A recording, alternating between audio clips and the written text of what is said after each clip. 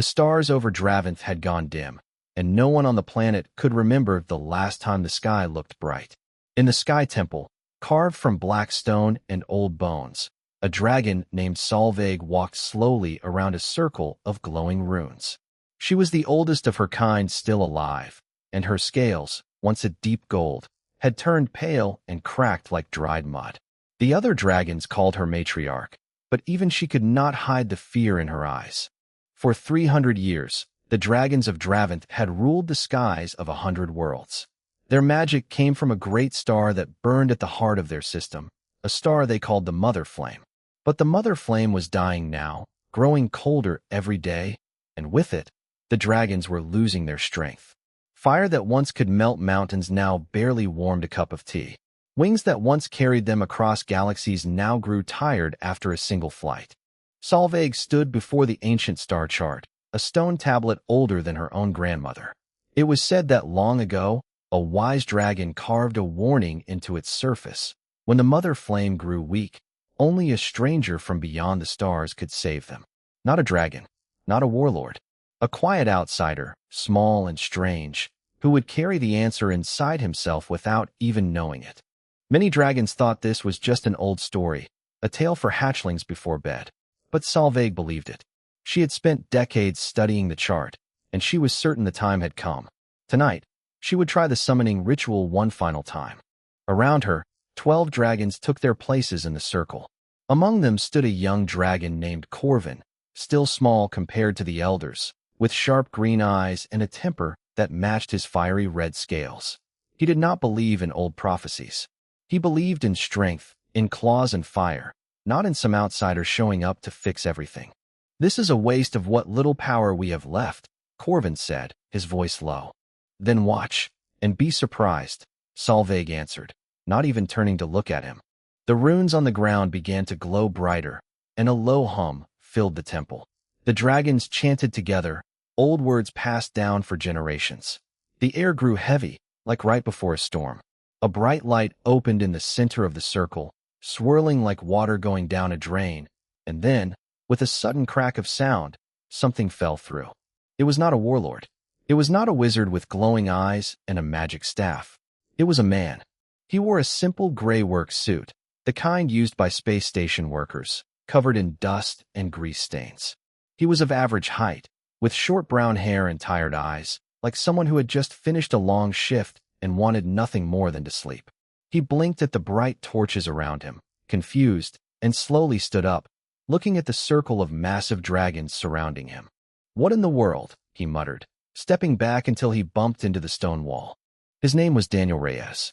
Just moments ago, he had been floating in the quiet dark of space, doing a routine job pulling scrap metal off an old abandoned freighter. It was boring work, the kind he liked, far away from any trouble. He had a small toolkit strapped to his hip and a half-finished sandwich still in his jacket pocket. Now he stood in a temple made of black stone, staring at creatures that should not exist outside of old stories. The dragons stared back at him in silence. A few exchanged confused glances. Corvin let out a short, sharp laugh. "This is our savior," he said, shaking his head. "A small, weak creature with no scales, no claws, no fire. Matriarch, are you certain the ritual worked correctly?" Solveig did not answer right away.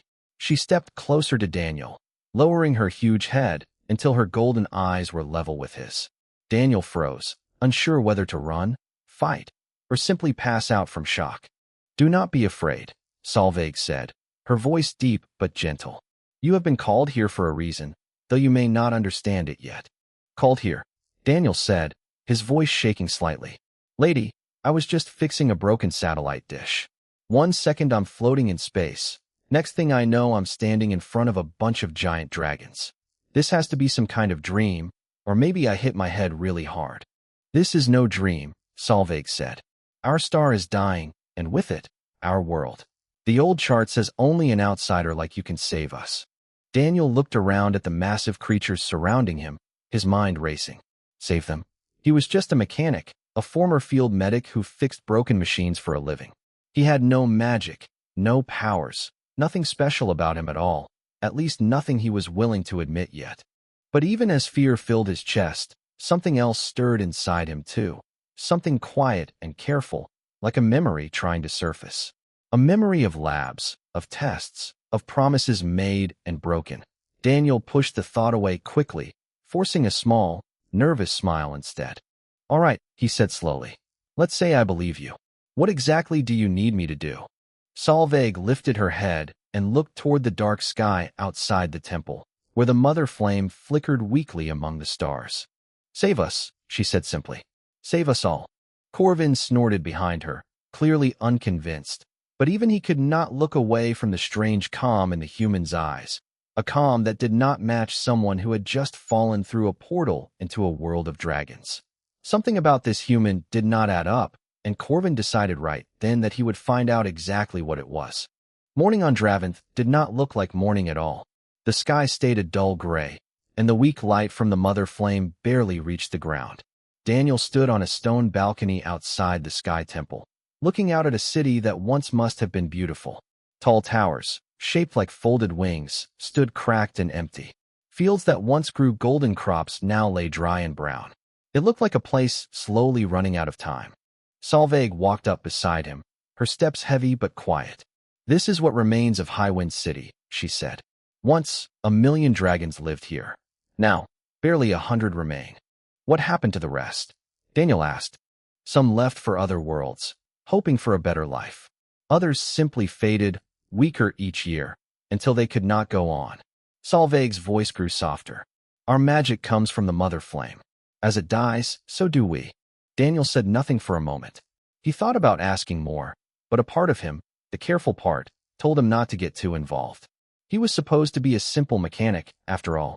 Getting too curious might raise questions he did not want to answer.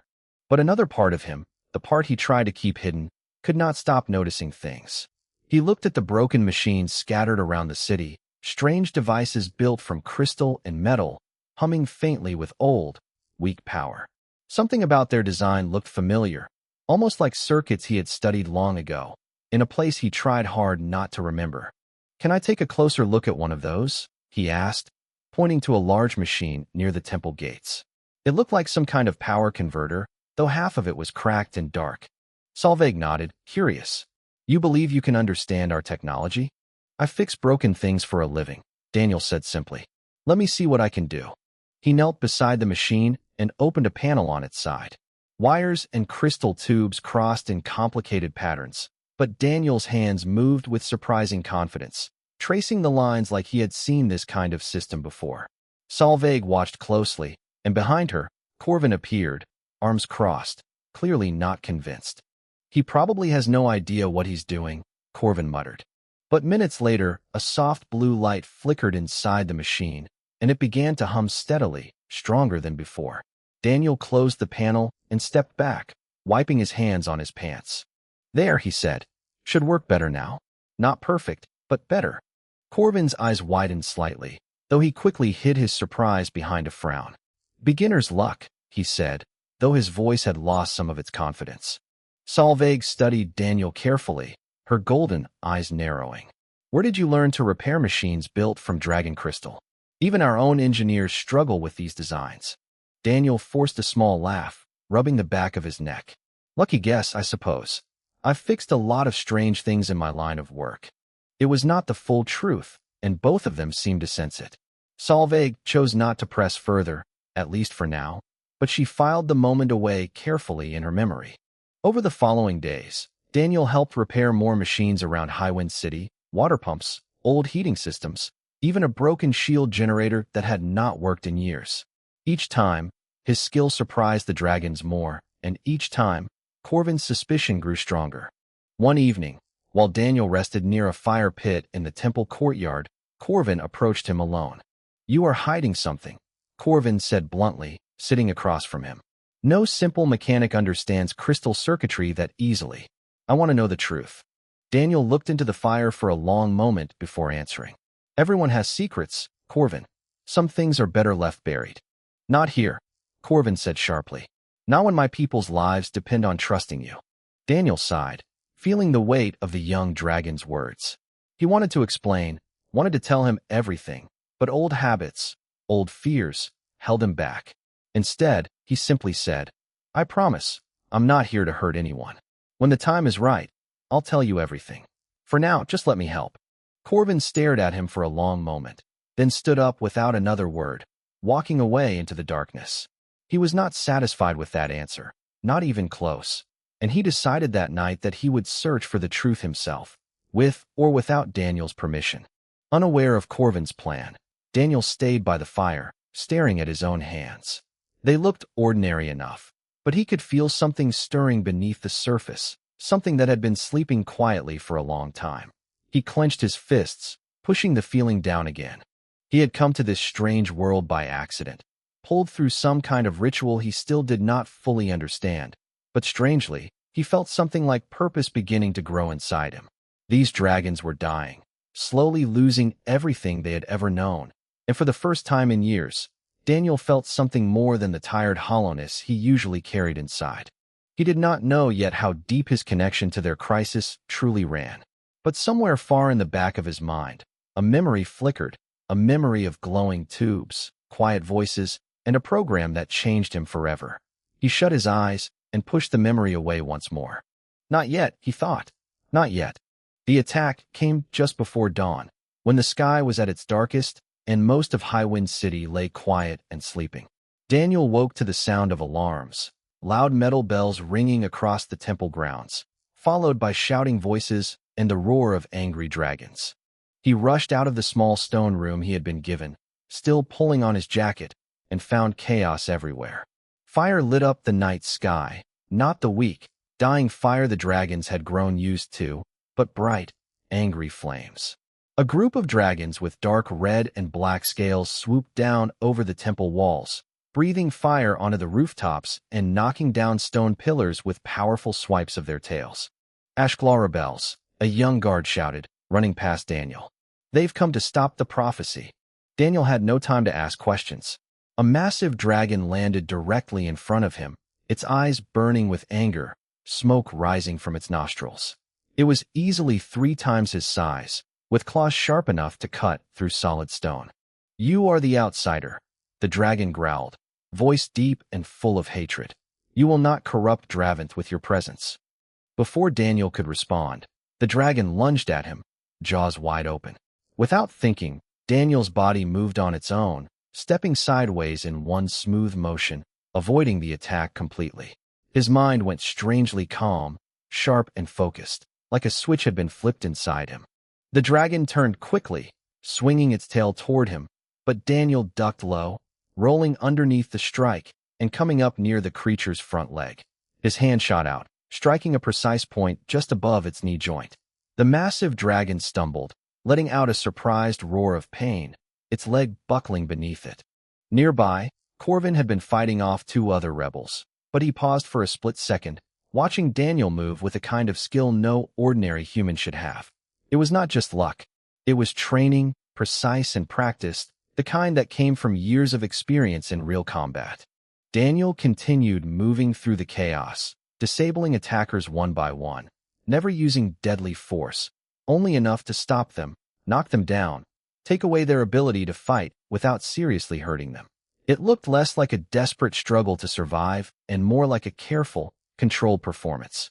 By the time the rebels retreated into the dark sky, defeated and confused by the strange human who fought like no ordinary creature they had ever faced, the temple courtyard was filled with groaning, injured dragons, but very few serious wounds. Daniel had made sure of that. Solveig arrived just as the last rebels disappeared over the horizon, her eyes scanning the damage with visible relief. When she saw Daniel standing calmly amid the wreckage, not even breathing hard, she approached him slowly. "You fought well," she said carefully. "Very well, for someone who claims to only fix broken machines." Daniel wiped a small cut on his arm, avoiding her gaze. "Adrenaline does strange things to people. Adrenaline does not teach a person to disable a creature 10 times their size without killing it," Solveig said. "That takes discipline, training, the kind soldiers receive." Daniel remained silent, unsure how to respond without revealing more than he wanted to. Around them, Corvin approached, his earlier hostility replaced by something more complicated, respect mixed with growing suspicion. "You saved several of my kin tonight," Corvin said. For that, you have my thanks. But you also fight like a trained soldier, not a mechanic who repairs old machines in his spare time. I do not believe your story anymore, human. I never asked you to believe it, Daniel said quietly. No, Corvin agreed. But I intend to find out the truth regardless. Solveig raised a claw gently, stopping the tension before it grew further. Whatever secrets you carry, Daniel Reyes, tonight you protected my people instead of running from danger. That matters more to me than answers right now. We are grateful for your help. Daniel nodded slowly, grateful for her trust, though guilt gnawed quietly inside him. He knew he could not keep his past hidden forever, not with Corvin actively searching for answers, and not with his own body reacting in ways that gave away far too much about who he truly was. Later that night, after the wounded had been treated and the temple grew quiet again, Daniel sat alone near the broken outer wall, staring up at the weak, flickering light of the mother flame. He thought about the years he spent as a soldier, the battles he fought, the choices he made, and the program that changed everything about him, a program he thought he had left behind for good. He clenched his jaw, feeling the familiar ache of buried memories trying to resurface. He had come to this world by accident, but the more he stayed, the more he realized that his past was not something he could hide forever, especially not from creatures as perceptive as dragons. Not far away, hidden in the shadows, Corvin watched him quietly, his sharp green eyes narrowed with determination. Whatever Daniel Reyes was hiding, Corvin intended to uncover it, no matter what it took. The fate of his people, he believed, might depend on knowing the whole truth, not just the parts Daniel chose to share. As the wind blew softly across the broken city, Daniel closed his eyes, feeling the weight of his secret pressing heavier than ever before. Somewhere deep inside him, a quiet voice whispered that the truth would not stay buried much longer. Days passed, and Daniel threw himself into work, spending long hours in the ruins of an old dragon research hall, trying to build a device that could help stabilize the mother flame before it faded completely. Solveig had given him access to every old record and blueprint the dragons still had, hoping his strange knowledge might uncover something their own scholars had missed. The research hall was filled with towering shelves of crystal tablets, each one carrying old knowledge about the star and the magic it once provided. Daniel worked mostly alone, sketching designs on scraps of old parchment, testing small models using leftover crystal fragments and scrap metal pulled from broken machines. What surprised the dragons who occasionally checked on his progress was how quickly he understood concepts that had taken their own scholars centuries to grasp. He spoke about energy conversion, particle stability, and power containment with a confidence that did not match a simple space station mechanic. One evening, an old dragon scholar named Illyra watched him work, her wrinkled face full of quiet curiosity. "You speak of these things as if you have studied them your entire life," she said. "Where does a human without formal magic training gain such deep understanding?" Daniel paused, his hand hovering over a half-finished model. "I've seen a lot of broken systems in my life. You learn things when you're desperate to fix something before it's too late." Illyra studied him for a long moment before slowly nodding, though her eyes remained thoughtful, unconvinced by his simple answer. Meanwhile, Corvin had not given up his search for the truth. Using old contacts from his time serving in the temple's outer guard, he managed to access a small, damaged data drive recovered from the wreckage of Daniel's original salvage ship, the very vessel he had been aboard before being pulled through the summoning ritual. Most of the data was corrupted, but a few fragments remained readable. Late one night, Corvin sat in a quiet corner of the temple, reviewing the recovered files by dim candlelight. Most of it was ordinary, records of salvage jobs, routine repairs, personal messages that meant nothing to him. But one file, buried deep within the drive, caught his attention immediately. It was a short military record, badly damaged, showing only fragments of text. Words like Project Ember Veil, Classified Experimental Unit, and Enhanced Human Subjects stood out clearly enough to read. There was a photo attached as well, faded and blurry, but unmistakably showing a younger version of Daniel Reyes, standing among a group of soldiers in strange metallic suits, hooked up to machines Corvin did not recognize. Corvin's claws tightened around the data drive. Whatever secret Daniel carried, it was far bigger than a simple hidden past. It was something dangerous, something connected to advanced human technology far beyond what should exist during his time period. The next morning, Corvin gathered the Dragon Council, presenting what little evidence he had found. The council members reacted with a mix of shock, fear, and anger. Solveig listened carefully, her expression unreadable, though a flicker of concern crossed her golden eyes. "Bring him here," she said finally. "It is time we heard the truth directly." Daniel was summoned to the council chamber, unaware of what awaited him. The moment he entered and saw Corvin standing beside Solveig, holding the damaged data drive, his stomach sank. He knew immediately that his secret had finally been discovered. "Explain this," Corvin said, holding up the drive. "Tell us what Project Embervale truly is, and why your image appears within its records." The room fell silent. Every dragon's eyes locked onto him, waiting. Daniel took a deep breath, feeling years of carefully guarded secrets finally beginning to crack.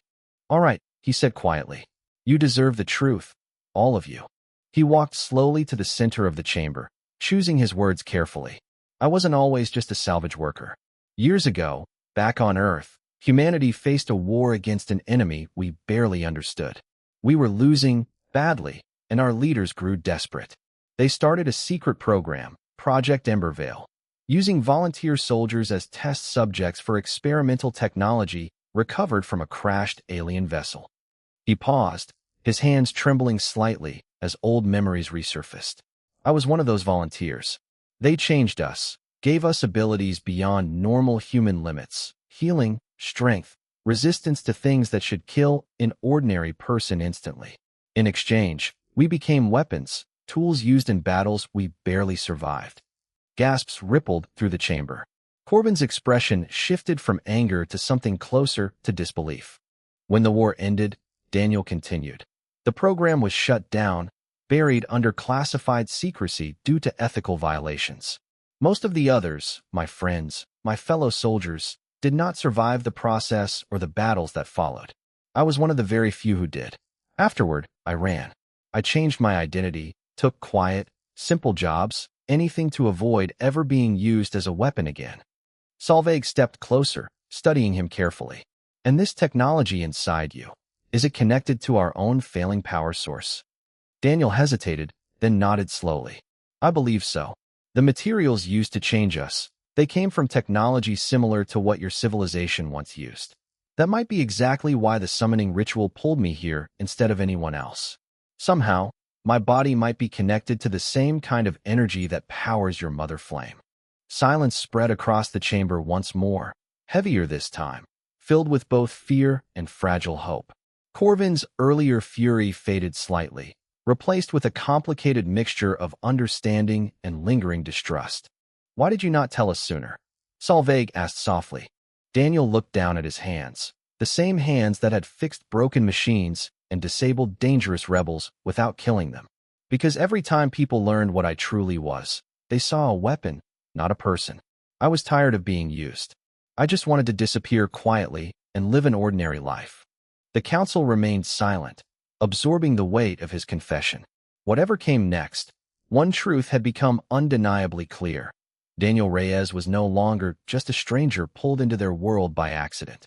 He was, whether he wanted it or not, deeply connected to the very fate of Draventh itself. News of Daniel's confession spread quickly through Highwind City, dividing the dragons into two uneasy groups. Some saw him as a miracle, a living key that might finally save their dying star. Others saw him as a dangerous unknown, a creature carrying strange alien power that no one truly understood, human or otherwise. Solveig called for a private meeting the following morning, wanting to understand the full truth before deciding how to proceed. She met Daniel alone in a quiet garden behind the temple, one of the few places on Draventh where plants still grew, though weakly, struggling under the dim light of the fading mother flame. "Tell me more about this technology inside you," she said, sitting carefully across from him. "I need to understand exactly what we are dealing with." Daniel nodded, taking a slow breath before speaking. "The scientists called it nanotechnology, extremely small machines, smaller than anything visible to the eye, built into my bloodstream. They repair damage to my body almost instantly, strengthen my muscles beyond normal human limits, and protect me from things like radiation or extreme temperatures. The core material used to build these machines came from a crashed vessel humanity discovered decades ago. Technology far beyond anything we had created ourselves. And you believe this technology shares a connection to our own power source? Solveig asked. I can't say for certain, Daniel admitted. But when I examined your old machines, the same ones your scholars struggle to understand, the core designs felt familiar, almost identical to schematics I saw during my training. It's possible whoever built that crashed ship also influenced your ancestors long ago, before the Mother Flame's power began fading. Solveig's eyes grew distant, deep in thought. There are old legends among our kind, stories of skyfire granted to us by beings not of this world, long before written history began. Perhaps those legends were not simply myths after all. Daniel remained quiet, allowing her to process the revelation. After a long pause, Solveig spoke again, her voice steady but serious. If your body truly holds a connection to our lost power source, there may be a way to use it. A dangerous ritual, one that could allow you to transfer some of your internal energy directly into the heart of the Mother Flame, potentially reigniting it. Daniel's chest tightened at the thought. How dangerous exactly? Extremely, Solveig admitted honestly. It could kill you, human or not. The ritual demands complete unity between the subject and the flame itself. No dragon has attempted anything like this in centuries, and never with an outsider. Daniel sat in silence, staring down at his own hands again, hands that carried both incredible strength and painful memories of being used, tested, sacrificed for the sake of others' survival. He thought about running once more, disappearing quietly like he always had before, letting someone else deal with the consequences. But then he thought of the dying fields, the empty towers, the desperate faces of dragons trying to survive in a crumbling world. He thought of Corvin, who despite his suspicion, had fought bravely to protect his people. He thought of Solveig, who had trusted him despite every reason not to. If this could truly save your people, Daniel said slowly, then I'll do it. Solveig studied him carefully, even knowing the risk to your own life. Daniel managed a tired, small smile. I've spent years running from what I am, hiding from every situation where my body might be used again. But maybe this time, it's different. Maybe this time, I get to choose it myself, instead of having it forced upon me. Word of Daniel's decision spread quickly, and reactions among the dragons remained deeply divided. That evening, Corvin found Daniel alone near the ritual chamber, preparing quietly for what was to come. You could still refuse, Corvin said, standing at the doorway. No one would blame you for walking away after everything you've already suffered. Daniel looked up, meeting his gaze steadily. I thought about it. But I'm tired of running, Corvin. I spent so long avoiding responsibility, avoiding connection, afraid of becoming a tool again. But watching your people struggle, watching you fight to protect them despite everything, it reminded me why I agreed to become a soldier in the first place. Not for glory, just to protect people who couldn't protect themselves. Corvin remained silent for a moment, his earlier suspicion finally settling into quiet respect. I misjudged you, he admitted. I believed you were hiding weakness, or worse, hidden danger. Instead, you were hiding pain, and yet still chose to help us despite it. We all carry things we're afraid to show, Daniel replied simply. Doesn't mean we stop trying to do what's right. Corvin nodded slowly, stepping closer, extending a clawed hand in a gesture of respect. Daniel reached out and placed his palm gently against it, a silent agreement passing between them, human and dragon, finally united by mutual understanding rather than fear. Outside, the Ashclaw rebels were gathering once more, sensing that the ritual was near and preparing for one final desperate attempt to stop it. Somewhere far above, the Mother Flame flickered weakly, waiting silently for either salvation or complete extinction. Daniel closed his eyes, steadying his breathing, preparing himself mentally for what lay ahead. Whatever happened next, he had made his choice freely, not out of fear, not out of obligation, but out of genuine care for a people who, despite his hidden past, had welcomed him as one of their own. The final stand was coming, and Daniel Reyes, soldier, mechanic, secret weapon-turned-reluctant hero, would face it head-on, ready to give everything he had left to save a dying world. The ritual chamber sat deep beneath the Sky Temple, a place few dragons had entered in generations. Its walls were covered in old carvings depicting the Mother Flame in her full glory, bright and powerful, giving life to an entire civilization. Now, a single thin beam of weak light stretched down from a hole in the ceiling, connecting the chamber directly to the heart of the dying star far above. Daniel stood at the center of a large stone circle, stripped of his jacket, wearing only a simple gray shirt. Around him, ancient runes glowed faintly, waiting to be activated. Solveig stood beside him, her expression calm but serious, while Corvin and several other dragons stood guard near the chamber entrance, prepared for what might come. Once we begin, Solveig explained, there is no stopping the ritual until it completes. Your body will act as a bridge, channeling your internal energy directly toward the Mother Flame. It will be painful and dangerous, more than anything you have likely faced before. Daniel nodded slowly, steadying his breathing. I understand. Let's finish this. Just as Solveig raised her claws to begin the chant, a loud crash echoed from above, followed by shouts of alarm. The Ashclaw rebels had launched their final assault, breaking through the temple's outer defenses with reckless determination, determined to stop the ritual no matter the cost. Continue the ritual, Corvin shouted toward Solveig. We will hold them off. Solveig hesitated only a moment before nodding firmly. Begin, she said, turning back to Daniel. The runes flared brightly as she began chanting ancient words, her voice steady despite the chaos erupting above them. Daniel closed his eyes, feeling a strange warmth spreading through his body, starting from his chest and slowly moving outward through his limbs. The nanotechnology within him activated fully for the first time in years, responding directly to the ritual's magic. Above the chamber, Corvin led the remaining guards in a desperate battle against the invading rebels.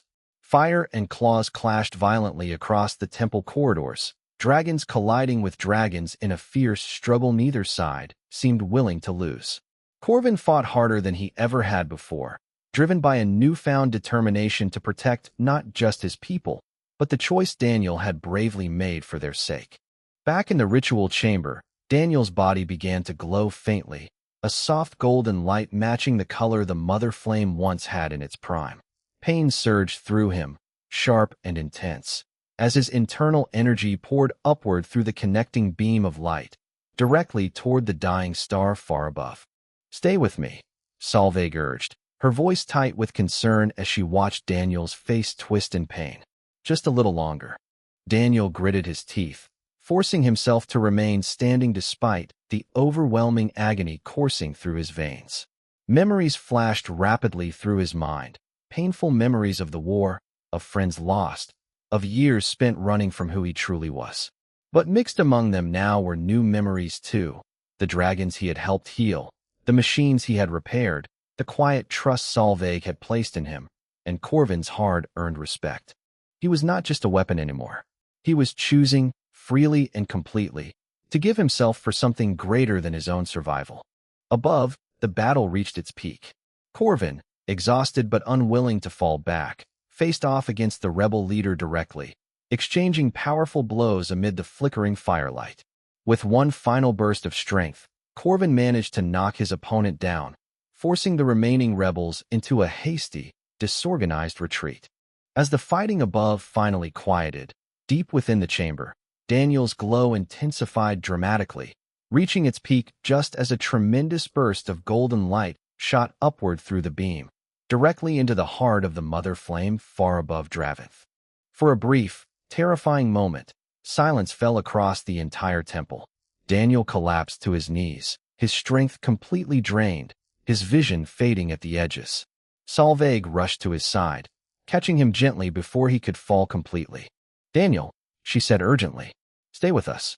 Outside, high above the ruined city, the Mother Flame flickered once, twice, then suddenly burst into brilliant, powerful light, brighter than anyone had seen it in generations.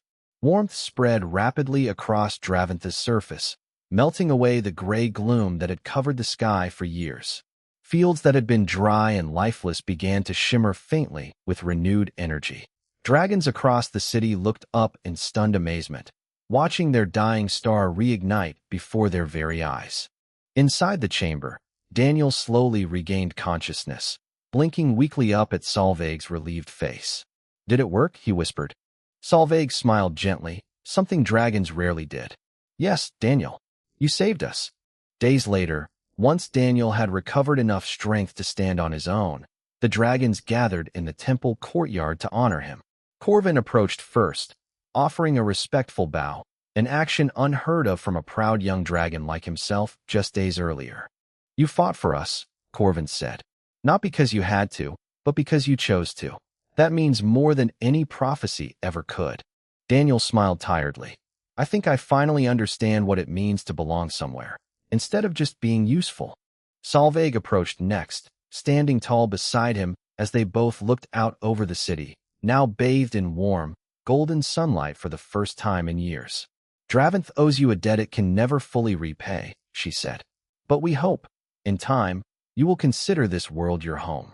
Daniel looked around at the dragons gathered before him, creatures who had once feared him, doubted him, and eventually accepted him completely, not as a weapon, not as a mysterious outsider, but simply as one of their own. "I think I'd like that," he said quietly, watching the sunrise stretch fully across the sky for the first time since he had arrived. The mother flame burned bright once more, and Draventh's future, though uncertain, finally held hope again. Hope brought not by ancient prophecy alone, but by the quiet courage of one man who had finally stopped running from who he truly was.